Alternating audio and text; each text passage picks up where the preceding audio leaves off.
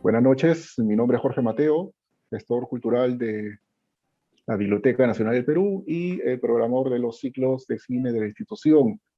Con mucho agrado les hacemos presente esta quinta sesión de este ciclo de conversatorios denominado Crónicas desde la Butaca BNP, en el cual platicamos con expertos sobre la historia del cine hispanoamericano.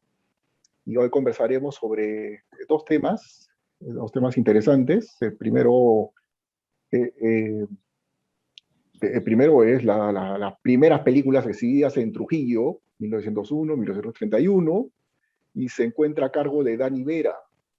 Dani es licenciado en Ciencia de la Comunicación y magíster en Dirección de Marketing y Gestión Comercial. Entre sus trabajos de investigación se incluye la historia de la radio en Trujillo, entre la etapa comprendida 1934 a 1955, así como el desarrollo del espectáculo cinematográfico en Trujillo. Estos temas han sido expuestos en coloquios nacionales e internacionales, como en los organizados por la Pontificia Universidad Católica del Perú, la Quinta Feria Internacional del Libro de Trujillo y el séptimo Encuentro Internacional de Investigación sobre Cine Chileno y Latinoamericano, ocurrido en el Centro Cultural La Moneda, Cineteca Nacional de Chile. Y en segundo lugar tenemos otra conferencia denominada Arribo y consolidación del cine sonoro en Monterrey, México, en la etapa 1928 a 1934. Esta ponencia está a cargo de Cassandra Cifuentes Zúñiga. Ella es licenciada en Historia y Estudios de Humanidades y maestra en Ciencias de la Comunicación por la Universidad Autónoma de Nuevo León. Ha participado en encuentros y coloquios regionales y nacionales sobre la historia del cine mexicano, y hay que comentar que en 2018 obtuvo el premio de investigación en Historia y Patrimonio Cultural Israel Cavazos Garza.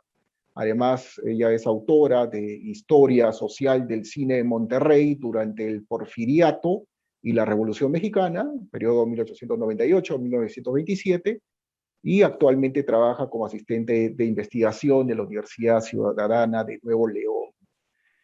Como siempre, tenemos también en la moderación a la historiadora y divulgadora del cine hispanoamericano, Violeta Núñez. Antes de cederle la palabra, les comentamos al público que nos sigue, que pueden escribir sus comentarios a los ponentes a través de la sección de comentarios en esta publicación del Facebook de la institución. Bienvenidos a todos, buenas noches. Y adelante, Violeta. Buenas noches, queridos, con todos los amigos que ya nos vienen siguiendo desde las primeras charlas que dimos, ¿no? Ya Jorgito nos contó quiénes vienen, quiénes están participando esta vez. Son dos jóvenes, realmente jóvenes en edad, eh, pero no en experiencia, ¿no? Investigadores que ya desde hace tiempo vienen trabajando el tema de la historia del cine.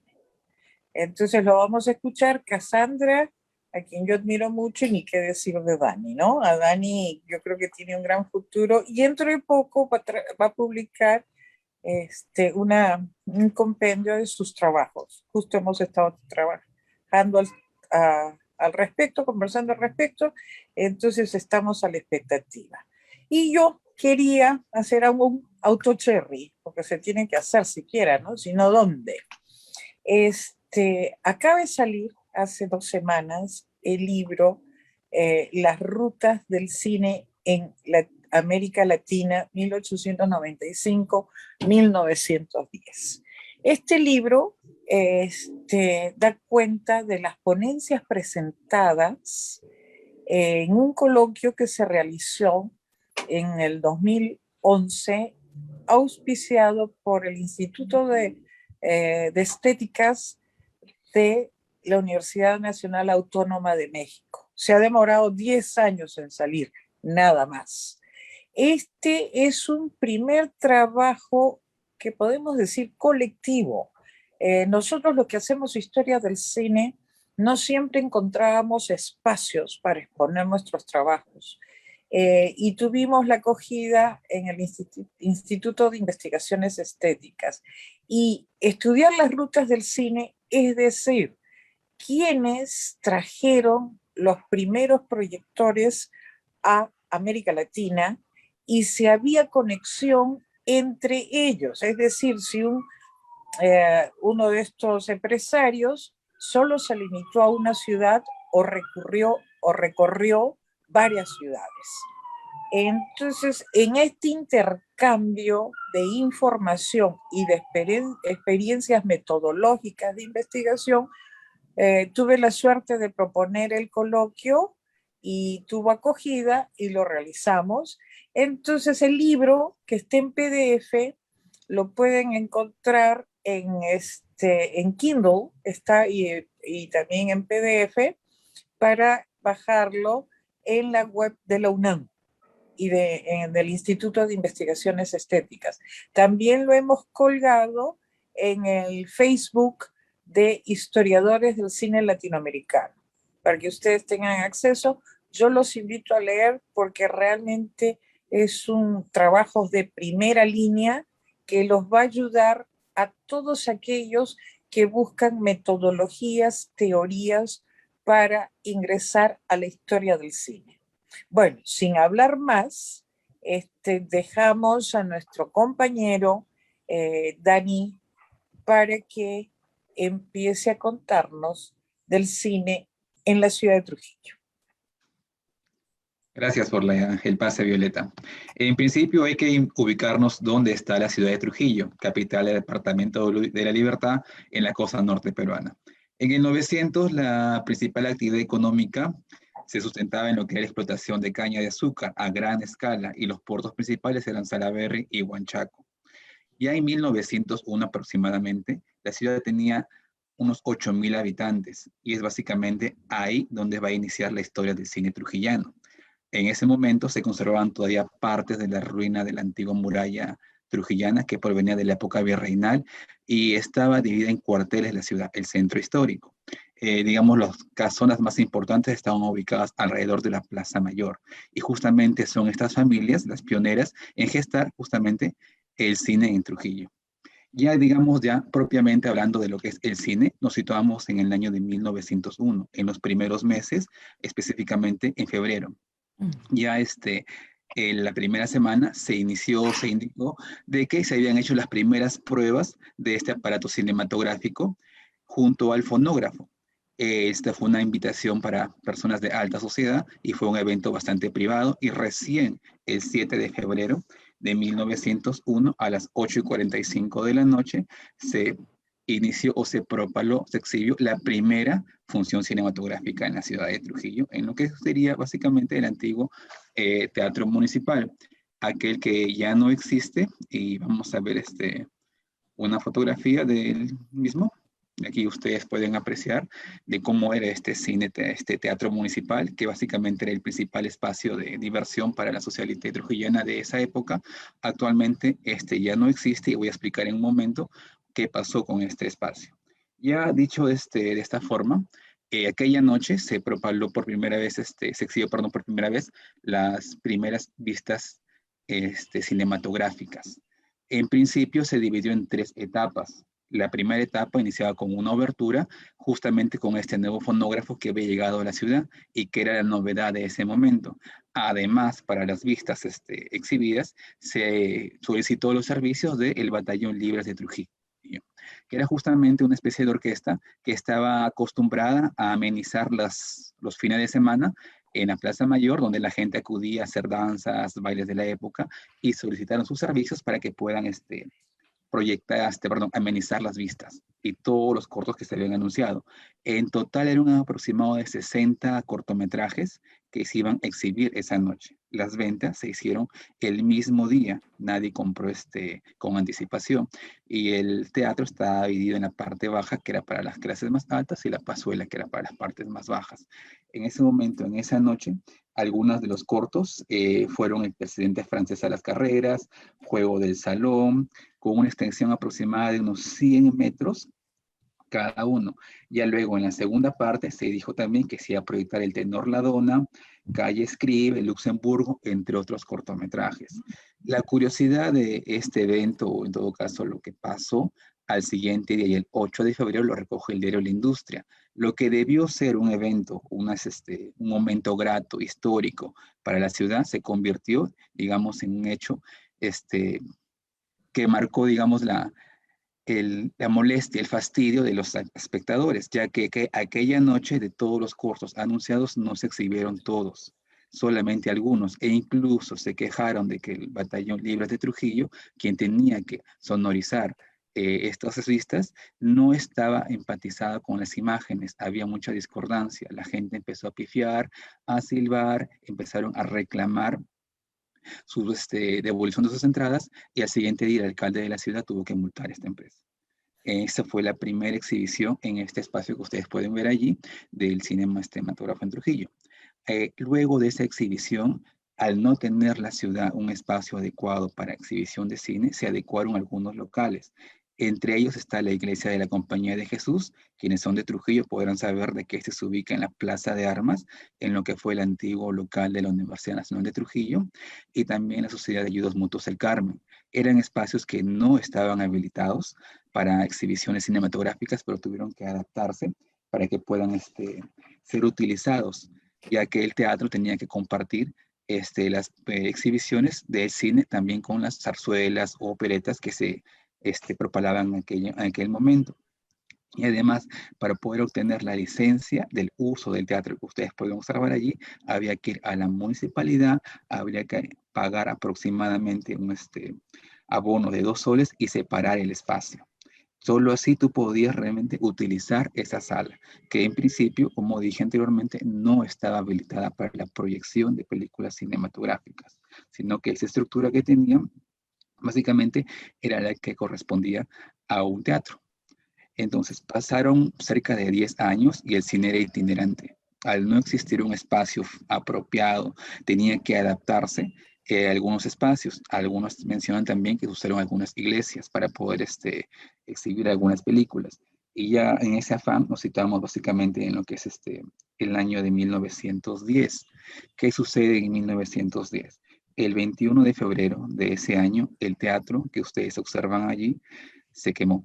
Hubo un incendio, un cortocircuito. Aquel día, la empresa de jabones Reuter estaba auspiciando unas vistas cinematográficas y invitaba a toda la población local para que vayan. Y además, el gancho que tuvieron era que les iban a regalar una pastilla de aquel jabón. Mucha gente acudió esa noche a ese espectáculo con el afán de recibir el jabón y además ver el espectáculo. Había más gente de la que se podía albergar el teatro, y también según las crónicas de la época nos dicen de que habían espacios, aberturas o puertas falsas por las cuales también ingresaron algunos espectadores sin pagar entradas, lo cual hizo que el cine estuviese, digamos, en su capacidad máxima y un poco más. ¿Qué pasó esa noche? Ya en la cazuela estaba el proyector, hubo un cortocircuito. Reventó y es ahí donde inició el incendio y ocasionó, bueno, este es el teatro municipal antiguo, desde adentro, en la parte superior, es justamente en el tercer piso donde inicia este incendio. Revienta y la gente que está en la cazuela fueron los primeros en ser víctimas de este hecho.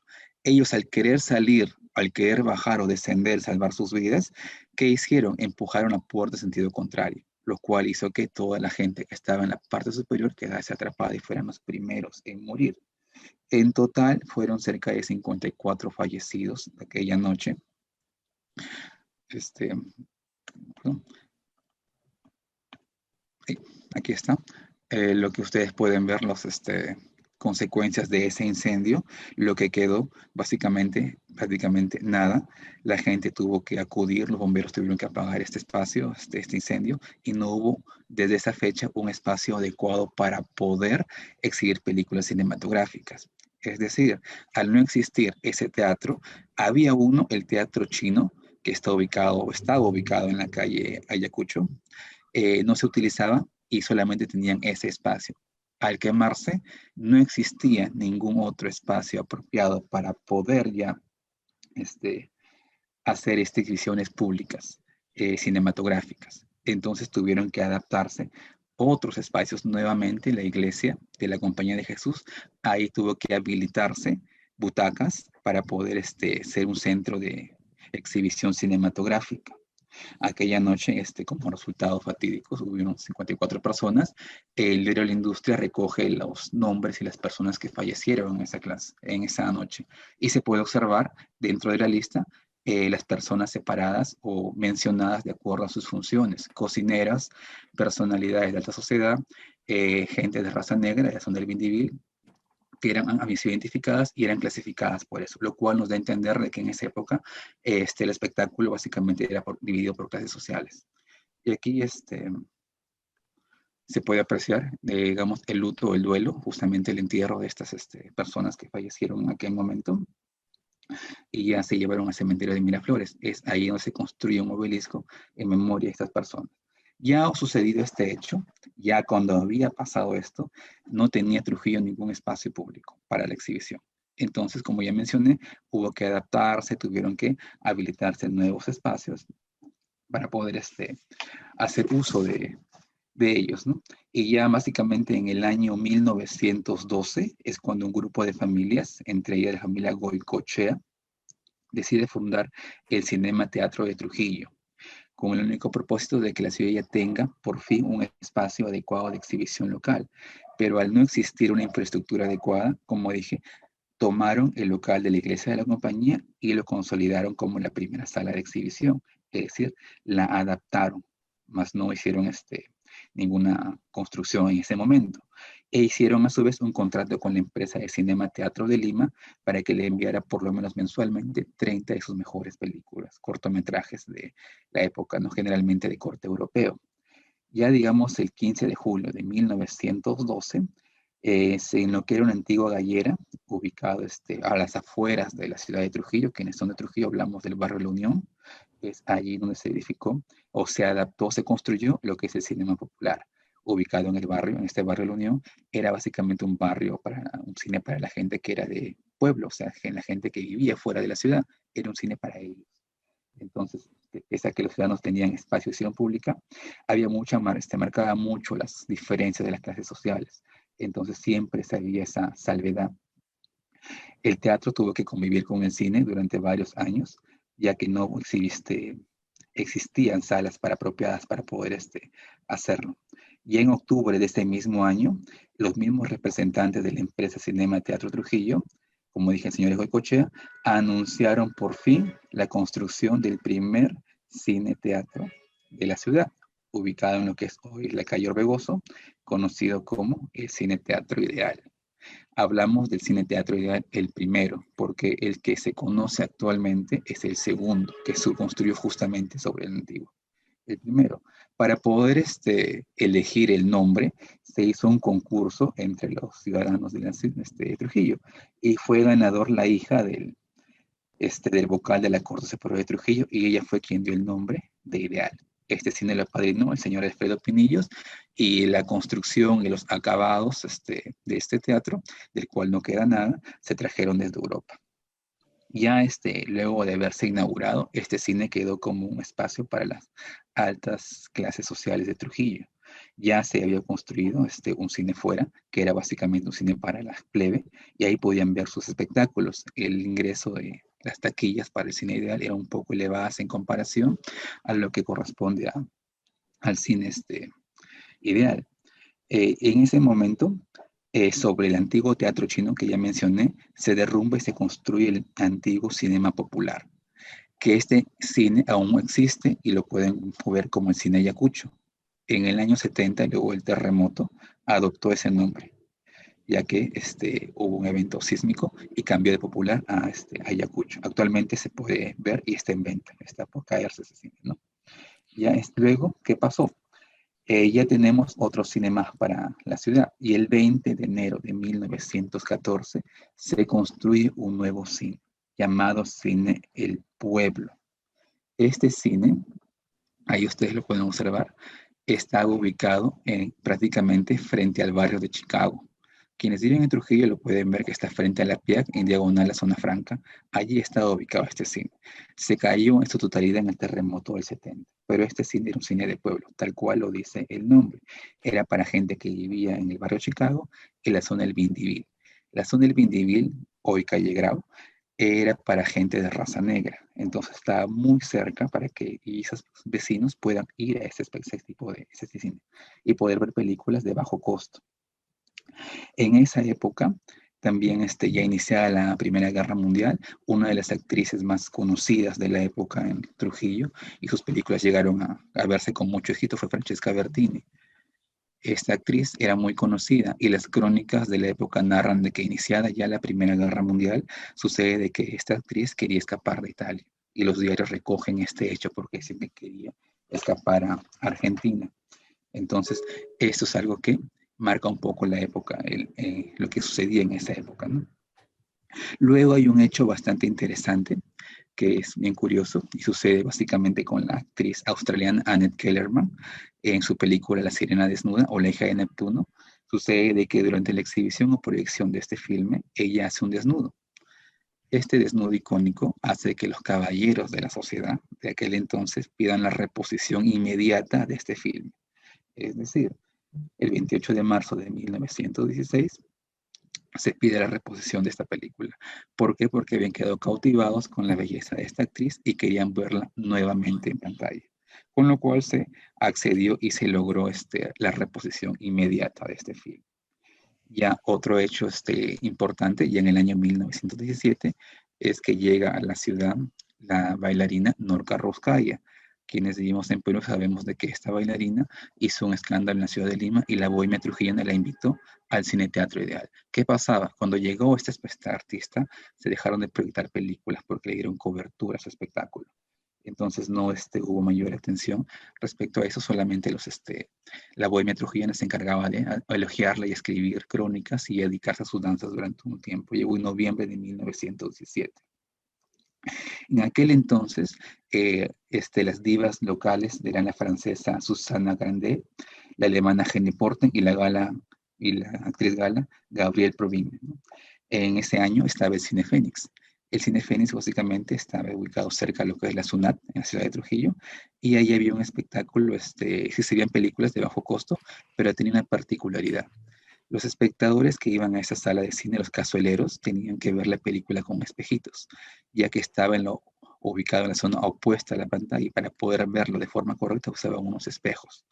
En esa época la amenizaba el señor Clemente Ríos. Y ya en el año 1925, muchos empresarios limeños fundaron la radio en Lima. Esto hizo que el empresario, la familia Goicoechea, se preocuparan y aquí se adquirieran un aparato radiofónico y lo colocaran en el Cine Ideal. ¿Por qué? Porque pensaban de que la gente iba a dejar de ir al cine y no iba a ver las películas de la época, y entonces tuvieron mucho temor de hacerlo. Entonces colocó un sistema para que la gente vaya, escuche sus noticias y puedan estar ahí en este espectáculo y de paso acudir y ver la película, ¿no? No pasó mucho tiempo y los señores Goicoechea vendieron sus cines, sus acciones a la familia Risco Latorre, a los hermanos Luis, Guillermo Risco Latorre, para que sean los dueños absolutos y empezaron a traer películas de la Metro Goldwyn Mayer y la United Arts.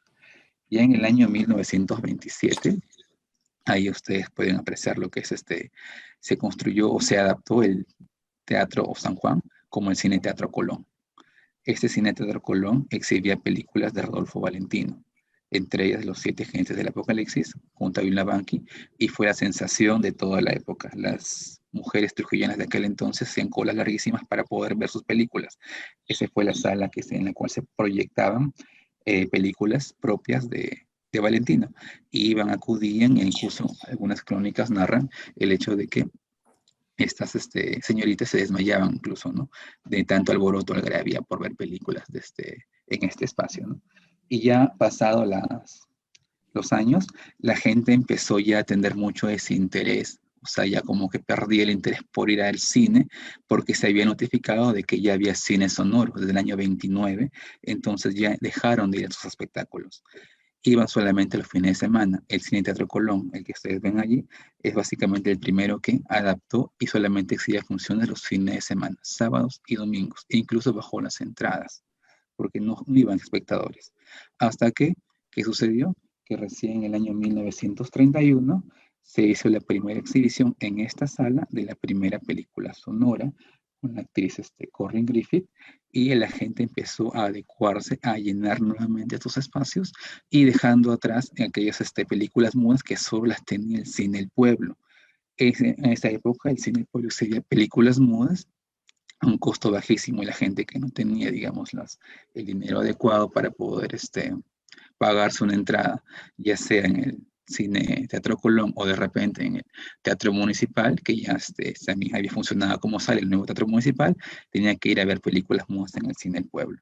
Ese básicamente es este recorrido histórico de lo que corresponde a los primeros 30 años de cine en la ciudad de Trujillo, con salas y espectáculos, ¿no? Gracias. Las gracias a ti, querido Dani. Muy interesante, como siempre, los inicios del espectáculo cinematográfico en las distintas ciudades latinoamericanas. Bueno, entonces ahora invitamos pues a nuestro público a que nos hagan preguntas que serán, que la respuesta será ofrecida directamente por los expositores. Sin más preámbulos, entonces, pasamos a nuestra querida Cas Cifuentes. Muchísimas gracias, Violeta. Muchísimas gracias también a Jorge, a Dani por estar aquí presentes, y a la Biblioteca del Perú. Es un honor para mí estar compartiendo esta charla con ustedes, especialistas en cine. Y bueno, el día de hoy me toca exponer un tema que pues más bien se trata de un avance de investigación sobre el arribo y consolidación del cine sonoro en Monterrey, México, en el periodo de 1928 a 1934. Situando este periodo, ¿por qué elegimos este periodo? Bueno, este periodo en la historia nacional mexicana se conoce como el Maximato. Y en este periodo del Maximato es donde se desarrolla en México de una manera gradual la llegada del cine sonoro en México. Entonces, por eso es que agarramos este periodo y lo comenzamos a analizar y lo situamos en la ciudad de Monterrey. Como antecedentes, les puedo mencionar que hicimos un estudio previo llamado Implicaciones Sociales y Culturales Relativas al Desarrollo de Cine en Monterrey, de 1898 a 1927. Este estudio, pues prácticamente analiza lo que serían los orígenes del cine en la ciudad de Monterrey y cómo se va involucrando con la sociedad regiomontana, cómo va sustituyendo otras prácticas culturales que ya estaban muy acostumbrada la sociedad a ellas. Entonces, no voy a platicar mucho sobre esto, pero sí es importante mencionar que llegamos a dos conclusiones en este estudio. Dividimos para empezar este estudio de 1898 a 1910, el periodo que se conoce en la historia mexicana como el Porfiriato, y posteriormente un segundo periodo de 1911 a 1927 como el periodo revolucionario y postrevolucionario. Estos dos periodos van a tener sus grandes diferencias. El primer periodo, vemos que cuando arriba el cine de la ciudad de Monterrey, pues no es del agrado de la sociedad, porque estaba acostumbrados a otro tipo de espectáculos, teatro, peleas de gallos, kermeses, ferias, etcétera. Entonces aquí no vemos mucho desarrollo, más bien vemos una hostilidad, porque incluso llaman al aparato cinematográfico vulgar, como un arte vulgar, un arte para clase muy baja.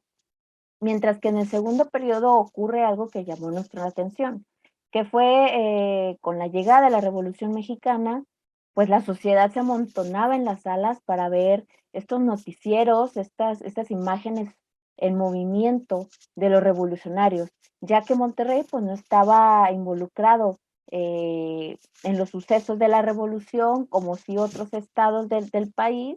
Estamos muy lejos, nosotros estamos en la zona fronteriza, pues estaban muy, muy lejos de los conflictos bélicos, ¿no? Entonces, estas noticias pues corrían a cargo de los cineastas que traían las cintas y pues las proyectaban en carpas y en los teatros de la ciudad. Conforme a estos resultados, nosotros hicimos una hipótesis de que así como pasó de un desinterés a un interés, un auge, un renacimiento del cine, pues pensamos que ya para cuando pasaran estos conflictos iba a acabar pues la emoción por esta atracción, ¿no? Este espectáculo. Pero bueno, vamos a analizarlo más adelante y bueno, para esto se da continuidad ahora con base a estos resultados, a este estudio que les estoy presentando el día de hoy. Vamos a analizar cómo llega el cine sonoro a la ciudad de Monterrey, cómo reacciona la gente y pues para ello nos planteamos tres preguntas. Si las coyunturas históricas, así como en el primer estudio, ocurrido durante el periodo del 28-49, condicionaron nuevamente el desarrollo del cine en la ciudad. También se existía una estructura social y económica para la distribución, programación y exhibición de filmes, y cómo fue la experiencia social de asistir al cine en la ciudad durante este periodo. Cabe mencionar que este periodo va a ser muy importante en la historia mexicana. Ya habíamos, durante el periodo de 1928 a 1934 se le conoce como el periodo del Maximato. En su momento, Álvaro Obregón había sido electo presidente, sin embargo, este es asesinado y cae la tutela política, o más bien, bueno, en esta situación de crisis política, cae el poder en manos de pues de un general que es Plutarco Elías Calles. Plutarco Elías Calles, bajo influencias, dispone a tres presidentes o tres futuros presidentes de México, y a este periodo que él maneja, pues se le conoce como el Maximato. Y es aquí donde comienza toda una revolución acerca del cine sonoro. Bueno, el cine sonoro en Monterrey. Sabemos que el desarrollo y la sincronización de la imagen y el sonido a nivel mundial trajo muchas consecuencias negativas, sobre todo para los empresarios y para los actores. Los empresarios, pues, principalmente era la barrera idiomática. Sabemos que existió en Hollywood, por ejemplo, un cine hispano que era muy curioso y muy interesante, porque se grababan las películas dos veces, ¿no? Con actores estadounidenses en inglés, mientras que con actores hispanos se grababa en castellano, ¿no? La película. Y cuando el espectador iba al cine con la esperanza de ver al actor estadounidense, pues se topaba la sorpresa que pues no era él, ¿no? Y para los actores también fue un cambio rotundo, porque pues ellos estaban acostumbrados a hacer cine silente, a no hablar ante las cámaras, no hablar ante la filmación. Incluso pues encontramos notas alusivas en que los actores tuvieron que tomar clases de canto, tuvieron que prepararse con su voz para actuar en tales películas. También pues tuvo una desventaja de que pues quitó empleo a los grandes actores y fueron otros actores que ocuparon su lugar. En Monterrey, la prensa regiomontana estuvo muy atenta a estos cambios, sobre todo en Estados Unidos como frontera, pues estábamos muy al pendiente de lo que ocurría, por ejemplo, en Texas, cómo se presentaban las películas, qué reacción tenía la gente, cuáles películas se presentaban. Sin embargo, en Monterrey había un cierto, había dos sectores, uno a favor y uno en contra. En este caso vamos a presentar uno en contra. Por ejemplo, el periodista regiomontano Alejandro Aragón hace una fuerte argumentación a decir que ahora el público asistía para escuchar a sus actores y actrices favoritos hablar o cantar. Y él argumentaba, lo cito, a usted le gusta el cine hablado por la sencilla razón de que al fin tendrá ocasión de oír hablar a sus artistas favoritos, ¿no? ¿Qué interés, preguntamos, podrá encontrarse en esta clase de películas cuando ni siquiera es el artista popular quien realmente canta o habla? Artista por el cual los teatros se ven diariamente concurridos. Aquí vimos la hostilidad que tenían también los periodistas, este sector de la sociedad regiomontana, al mencionar de que pues el espectador iba y cómo estaba seguro el espectador de que era realmente el actor, su actor favorito, quien estaba cantando, quien estaba hablando. Entonces ahí vemos también que no todos van a estar a favor de este nuevo cambio. La mayoría de las salas de cine pertenecían a la empresa Circuito Rodríguez, liderada por Antonio y Adolfo Rodríguez, quienes de 1904, pues ellos ya estaban ejerciendo pues su empresa relativo al ramo cinematográfico. Entonces, va a ser muy importante mencionar que esta empresa, gracias a esta empresa, en Monterrey se van a conocer las primeras películas sonoras. Y bueno, ellos hacían muchos tratos, sobre todo con empresas y casas productoras estadounidenses. Y es así que ellos ven más que una inversión, ven más en pro al arte, a la cultura, que los regiomontanos no se quedaran atrás. Y de forma gradual comienzan a equipar los grandes recintos de la ciudad, como el Teatro Independencia, uno de los salones más grandes en Monterrey. Comienzan a contratar técnicos que instalen todo lo necesario para la producción, la exhibición, perdón, de películas sonoras. Y es así como en el mes de junio de 1929, perdón, se anuncia la exhibición de La Última Canción. Esta película, La Última Canción, va a ser la primera producción que se exhibe en Monterrey, una producción sonora a la cual obviamente pues va a asistir un sector de la sociedad pues de clase alta. ¿Por qué? Porque los precios, debido al equipamiento y toda la inversión que habían hecho los empresarios Rodríguez, a pesar de que ellos habían comentado y argumentado de que era en pro de la cultura, pues era lógico que aumentaran el precio de asistencia, ¿no? Ese mismo año, pues los empresarios no se quedaron atrás y comenzaron a equipar también otro de sus grandes teatros, como el Teatro Rodríguez. La inauguración fue el 20 de diciembre de 1929, con la esperada película y pues la ya famosa película El cantante de jazz de Alan Crosland. Sin embargo, aquí vemos un cambio. A pesar de que los Rodríguez tenían muchos tratos con empresas estadounidenses, también hicieron algunas compras de producciones nacionales para exhibirlas en la ciudad. Vemos, por ejemplo, el caso de Dios y Ley de Guillermo Calles, y lo vamos a ver también más adelante con la película de Santa, la primera producción sonora mexicana. Dentro de los documentos también cabe destacar que en el Archivo Histórico de la ciudad se localizaron oficios por parte de otros estados de la República donde recomendaban a los empresarios no conceder licencias a aquellas películas habladas en inglés o cualquier otro idioma. Esto era muy importante, entonces por eso aquí comienza a propagarse las carteleras o la exhibición de películas nacionales. Y pues la gente a la vez tenía una reacción desfavorable, porque pues si vemos la mayoría de las producciones internacionales ya estaban sonorizadas y pues en México aún faltaba. Como lo mencioné, para abril de 1932 se presenta en la ciudad la primera película sonora mexicana, que es Santa, de Lupita Tovar, una película pues muy, muy importante para la historia del cine mexicano. Entonces, aquí llegamos a varias conclusiones. Se podría argumentar que si en un inicio el cine compitió con el teatro, en esta nueva etapa nosotros pensábamos que iba a tener un auge el teatro o un nuevo auge el teatro, un renacimiento. Sin embargo, no fue así. Después de la Revolución Mexicana, el teatro fue sustituido gradualmente por el cine. Posterior a esto, ya en esta época, ya definitivamente el teatro, pues las obras eran muy pocas, eran muy escasas. No puedo decir que no había obras teatrales, sin embargo, eran muy escasas. Ya se le empezó a dar más prioridad a lo que es el cine. Incluso la llegada del cine sonoro aumentó la popularidad del espectáculo.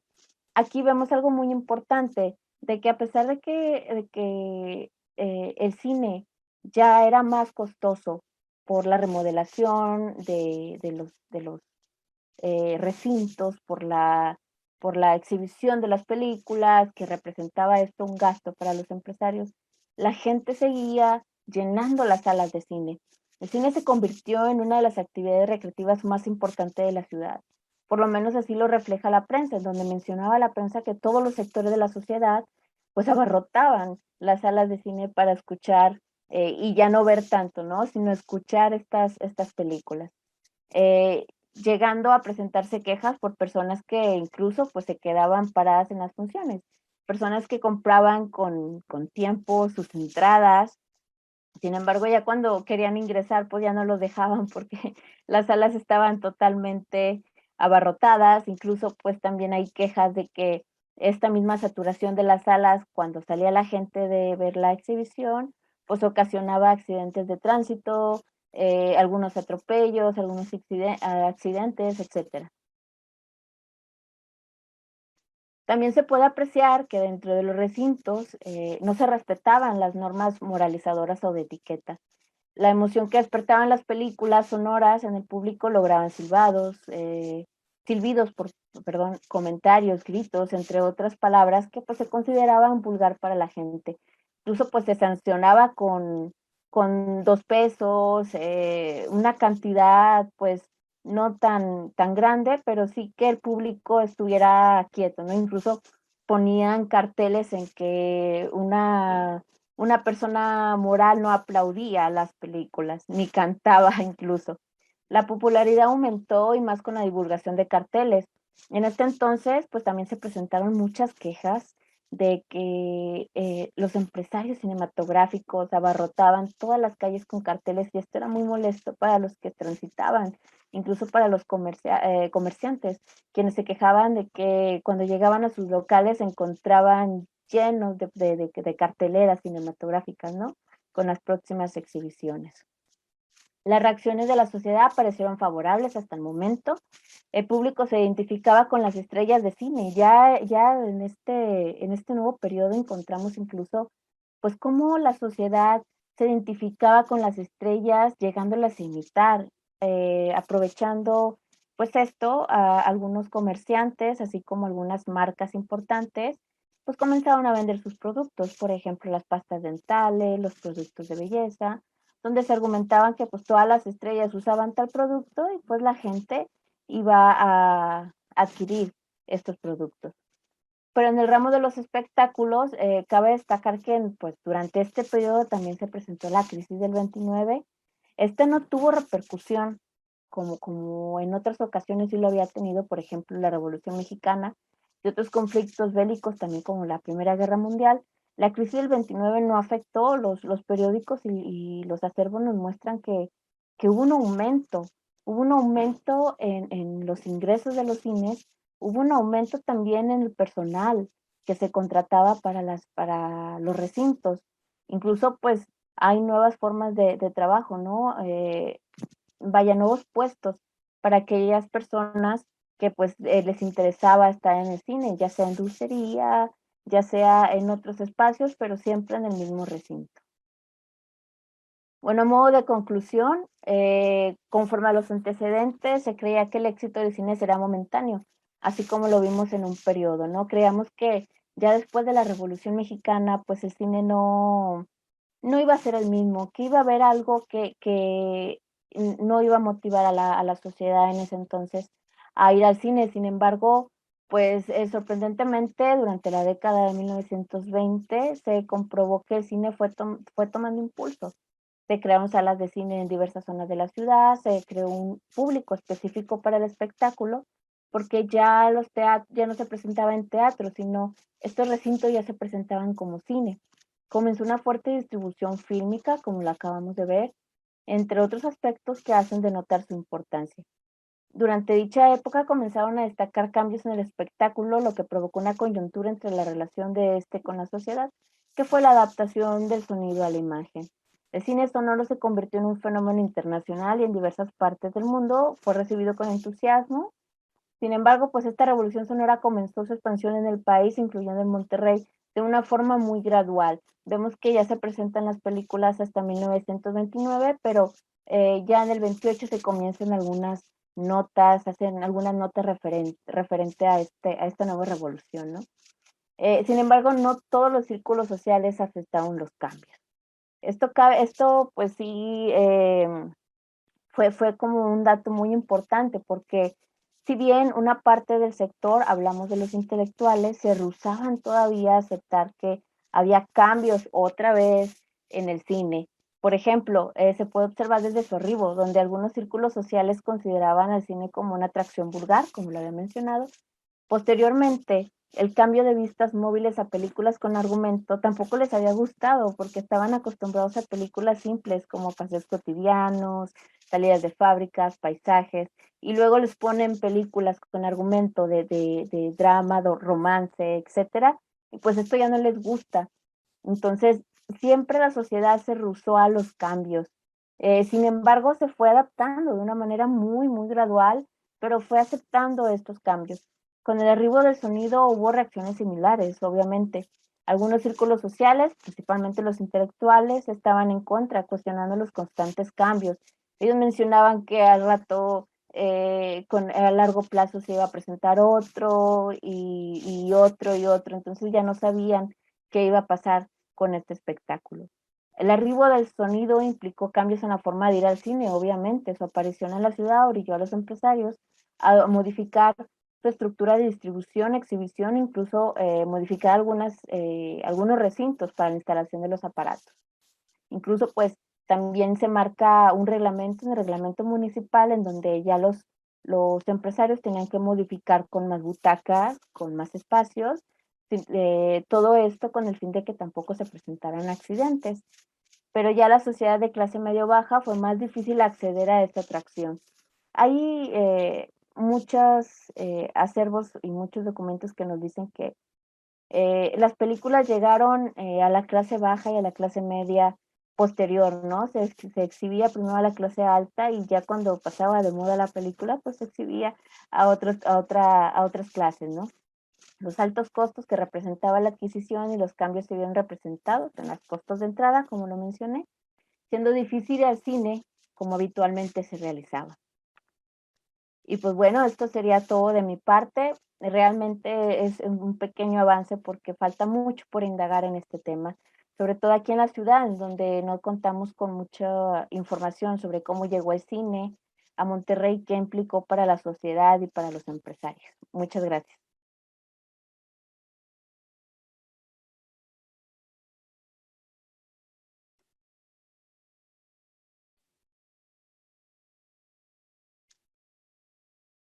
Okay. Yo siempre me quedo con las ganas de seguir escuchando más, ¿no? Porque estos temas son tan interesantes y sugerentes, tanto lo que tú nos acabas de exponer como lo que Dani nos ha ilustrado, ¿no? Entonces, pero en el corto tiempo que tenemos, yo sé que ustedes intentan, los expositores intentan ilustrar lo más posible a nuestros oyentes, a nuestros seguidores, de cómo fue este devenir del cine en nuestras diferentes ciudades. Tenemos algunas preguntillas, entonces vamos a las preguntillas, ¿ya? Por orden de llegada a las preguntas. Entonces, la primera pregunta es del señor Nelson García Miranda. ¿Qué nos dice, amigo nuestro, por supuesto, ¿no? ¿Cuál fue la primera película peruana que se vio en Trujillo y cuál fue la reacción del público? A ver, Dani, ¿qué nos puedes decir? Sobre la primera película peruana, sabemos que estas se rodaron en 1913, Negocio al agua y del matrimonio al manicomio. En la década del 20 llegaron a ser exhibidas estas películas peruanas aquí en la ciudad de Trujillo, pero con bastante retraso. Y la aceptación fue, digamos, de un nivel bajo, no fue muy ampuloso, o sea, no el esperado de repente como tenían estas programadas, estas casas productoras que venían de Lima, ¿no? Entonces, básicamente no hay, se recoge mucho en este caso sobre las crónicas trujillanas, ¿no? En el caso de las películas ya hechas en Perú, propiamente peruanas, ¿no? Pero sí tenían aceptación aquellas que eran europeas, ¿no? U de otros países, ¿no? Ya, fantástico. La otra pregunta que a ti también nos hacen es la siguiente. Después vamos con Cassandra, ¿no? ¿Qué datos sobre el teatro chino, de qué año data y alguna fuente de consulta? A ver. Sobre el teatro chino, Hay una crónica, puedo buscar incluso darle el nombre de quien la refiere. Hace referencia a este teatro que estaba ya a finales del siglo XIX prácticamente abandonado. Y también hay una actriz que ya ha fallecido trujillana, que es muy conocida, Elia Álvarez del Villar, quien tiene un libro sobre la historia del teatro trujillano, y ella en una conversación que tuve también hizo referencia a este espacio, que es básicamente olvidado, pero no hay muchos registros debido a que la información sobre espectáculos trujillanos en el siglo XIX es muy baja. Pero ella es una de las gestoras, y la crónica sí existe, la puedo buscar y puedo referenciarse en algún momento porque hace referencia justamente a este espacio, y es justamente ahí donde se edifica el cine popular que cité anteriormente, ¿no? Hay muy poca información sobre ese teatro.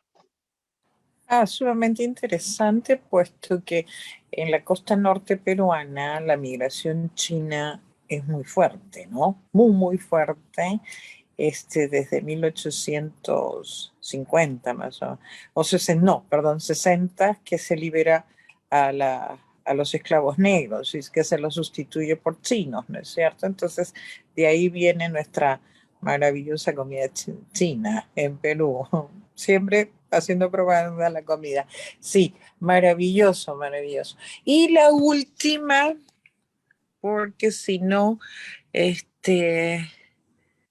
ya, hay un joven que nos pregunta sobre, que se llama, la anterior pregunta era de la señorita Erika Caballero. Ahora el señor Juan Carlos Yáñez Hudson nos dice que se encuentra investigando sobre César Vallejo. Y teniendo en cuenta el interés de Vallejo por el cine, ¿qué películas populares podría haber visto Vallejo durante sus años de estudiante universitario entre los años 1913 y 1917? Ahí yo le quiero responder esta pregunta. Fíjate, la gran afluencia de películas a Perú, y no solo a Perú, sino a la mayoría de los países latinoamericanos, previo al inicio de la Primera Guerra Mundial, son de origen europeo. Básicamente las películas danesas, francesas, italianas. En menor medida, españolas, en menor medida. Y en menor medida, norteamericanas. Esto no quiere decir que Hollywood estuviera exento, porque muchos se vuelven fanáticos de Max Linder, que es previo a Charles Chaplin. Entonces Max Linder fue el ídolo de esa generación, y de ahí saltarán a Chaplin y a Buster Keaton, ¿no? Entonces, ¿qué tipo de películas debió ver Vallejo? Por ejemplo, El secreto de la X misteriosa, el asesinato del duque de Guisa, que fueron grandes éxitos de la cinematografía danesa a nivel mundial. Y esas películas se exhibieron en Lima. Ahora, como la empresa la empresa de teatros y cinemas, que se funda en 1915, ¿no? Tiene subsidiarias, como nos ha dicho Dani, ¿no? Que los teatros, los cines de provincia firman contratos con esta empresa, y esas películas se distribuyen en las salas que tenían acuerdos con estas empresas. Ahora, cuando Vallejo se traslada a Lima y se junta con la bohemia de José Carlos Mariátegui y compañía, que son grandes aficionados al cine, ya ahí en ese momento sí, el cine norteamericano es el dueño de la pantalla limeña, ¿no? Todas las producciones de la First National, Samuel Goldwyn, mucha película europea, muchísima película europea, y todo eso se debe nutrir. Ahora, yo te sugiero que revises para entender más la relación de Vallejo con el cine, que revises las cartas que fueron publicadas, que se mandaron o que Vallejo manda a su amigo Abril de Vivero, ¿no? Donde Vallejo habla de guiones que está escribiendo. Yo rastreé eso, no encontré los guiones, por supuesto, ¿no? Pero sí habla de que está a punto de cerrar tratos, que por favor no se olvide de decirle a tal persona del acuerdo que ya han conversado para llevar a cabo esta película, que él ha escrito, pero no dice el nombre, no dice nada de esas cosas. Entonces, Lima, yo siempre insistiré, Lima fue una ciudad latinoamericana privilegiada de exhibición cinematográfica. Mi tesis siempre es que la cabecera del circuito latinoamericano en América del Sur, en el Cono Sur, es Buenos Aires. De ahí las películas pasan a Lima y de Lima se distribuyen a Santiago, Bolivia, Ecuador y Panamá. Entonces, Lima es increíble la cantidad, el volumen de películas exhibidas de distintas nacionalidades. Uno no cree que se hayan exhibido tal película en Lima, no, falso, se exhibió, ¿no? Eso es lo que yo te puedo decir, y que si discutían de las películas, perdón, sí, se habla en las cartas de Mariátegui y en las notas que yo he revisado de otros coetáneos de esa época, hacen recuerdo cuando vieron tal película y tal otra y la impresión que les dieron. Entonces es una generación muy vivaz, muy vital, ¿no? Y no hemos conversado sobre la experiencia de ¿cómo se llama? Norca Ruskaya, que es fascinante. En algún momento conversaremos, Dani. Cassandra, porque no todo es Dani acá, también tenemos que hablar con Cassandra. Cassandra, querida, ¿hubo un cambio muy brusco en el valor de la entrada cinematográfica en Monterrey con el arribo del Sonoro? Sí, definitivamente fue un golpe muy brusco, pero los empresarios tenían un debate y los empresarios eran también muy inteligentes. Incluso desde antes de la llegada del cine sonoro, ellos ya tenían una tarjeta como la que se ocupa hoy en el cine, por ejemplo, en donde era una tarjeta que tales cantidades de entradas que ya habías tenido, pues con el tiempo se acumulaban y tenían una entrada gratis. Entonces, los empresarios siempre también se vieron en la disposición de facilitar las entradas, pero sí definitivamente hubo un aumento muy, muy radical, sobre todo en estos tipos de cines, que en los cines que se exhibían sonoro. Ya en los otros cines, pues la entrada era pues igual, ¿no? Que otros años, no hubo ningún movimiento. Sin embargo, ya cuando la película pasaba de moda, ya, pues ya nadie sabía de ella porque ya estaban otras en cartelera, pues empezaron a equipar las salas pequeñas de una manera muy artesanal, de una manera muy precaria. Sin embargo, se exhibían las películas ya que habían exhibido hace años en las películas, en las carpas, ¿no? En los recintos más pequeños. Y es así como la gente de clase muy baja pudo ver su primera película sonora, pero ya estamos hablando de 1931, 1932, ya cuando había pasado todo este auge, ¿no? Y el tiempo es tirano, tú sabes. Dime una cosa, ¿y no hubo reacción de gente que no quisiera el cine sonoro, estas relaciones de intercambio, el valor del alquiler de la película en las salas? ¿Qué generó en los empresarios?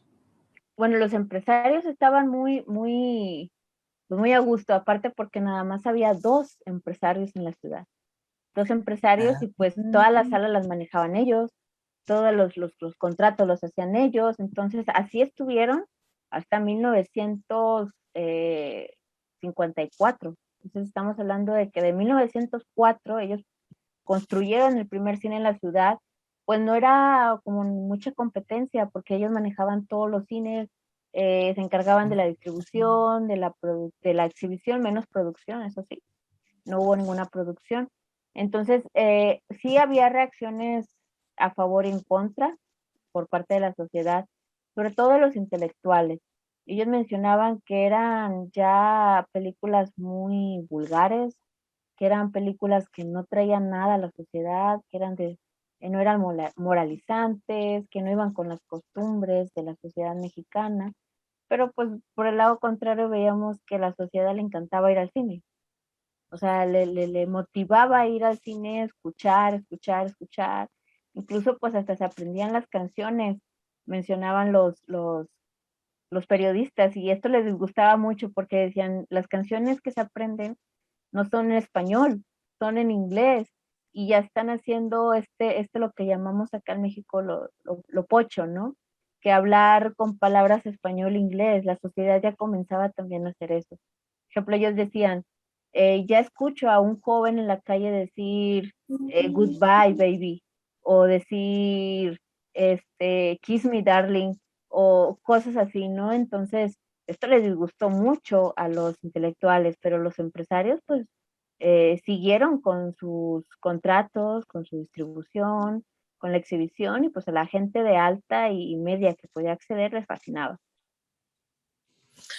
Ay, ¿cómo no tenemos unas 10 horas más para seguir hablando? ¿No es cierto? Porque es totalmente fascinante. Bueno, Jorgito me anda diciendo, Violeta, ya cállate, cállate, cállate. Digo, ¿qué voy a hacer? Si no, yo sigo hablando. Bueno, querido Dani, querida Cassandra, muchas gracias por acompañarnos. Sigan investigando. Cuando avancen más, cuando tengan otros temas, nos vuelvan a decir, los programamos y compartimos este conocimiento con todos los amigos que mes a mes nos están siguiendo. Por mi parte no tengo nada que decir. No se olviden de leer Las rutas del cine en América Latina 1890, 95, 1910. Ok, Jorgito. Muchas gracias a todos por su presencia. Como siempre, estos conversatorios resultan muy fascinantes, muy entretenidos y bueno, gracias a ambos, gracias Violeta. Y les solicitamos que se queden en la programación de la Biblioteca Nacional con las distintas actividades que programa de manera virtual y que se puede encontrar en sus redes sociales, como el Facebook, YouTube y Spotify. Y queda recordarles que sigan las medidas sanitarias de prevención necesarias en este contexto, ¿no? El distanciamiento social, lavado de manos, uso de mascarillas. Gracias, es todo por hoy.